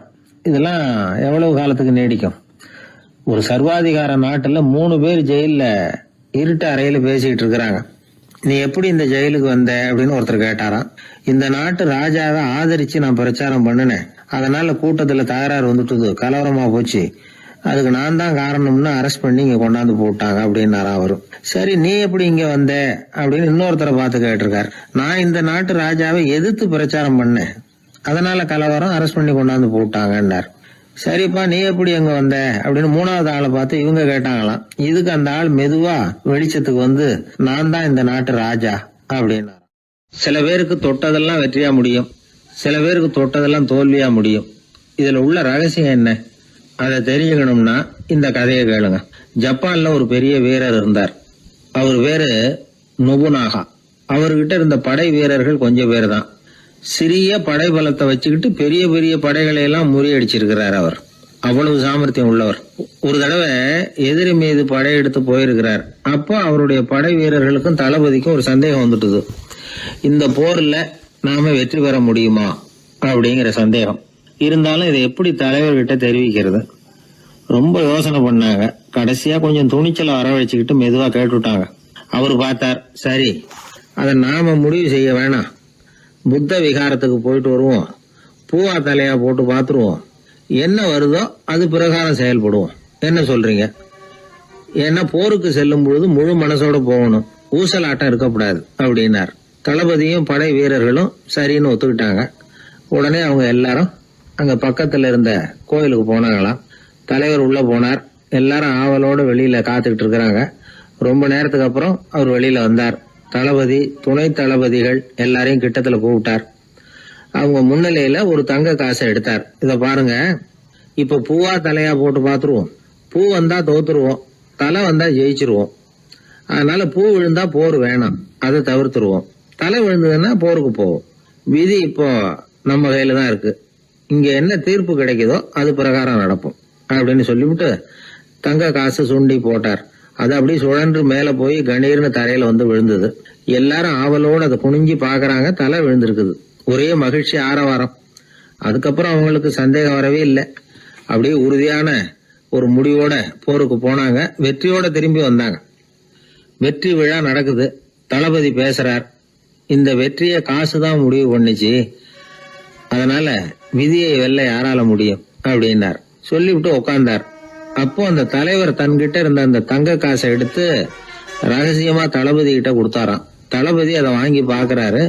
அந்த நாணயத்துல 2 பக்கமும் தலை தான் இருக்குது. இதுல இருந்து என்ன தெரியுதுன்னா, வெற்றியின் ரகசியம் என்னன்னா மன உறுதி தான். எதை செஞ்சாலும் மனக்குழப்பம் இருக்கக்கூடாது. எண்ணி துணிக கருமம், இது வள்ளுவர் வாக்கு. பரீட்சை ரிசல்ட் வர்ற சமயம் ஒரு பையன் ஒரு காசை சுண்டி போட்டு தலையா பூவா பாத்துக்கிட்டு இருந்தான். என்னப்பா பாஸா ஃபெயிலா பாக்குறியா அப்படின்னு கேட்டாங்க. பரீட்சை ரிசல்ட்ட பொறுத்த வரைக்கும் எனக்கு சந்தேகம் இல்லை சார் அப்படின்னா.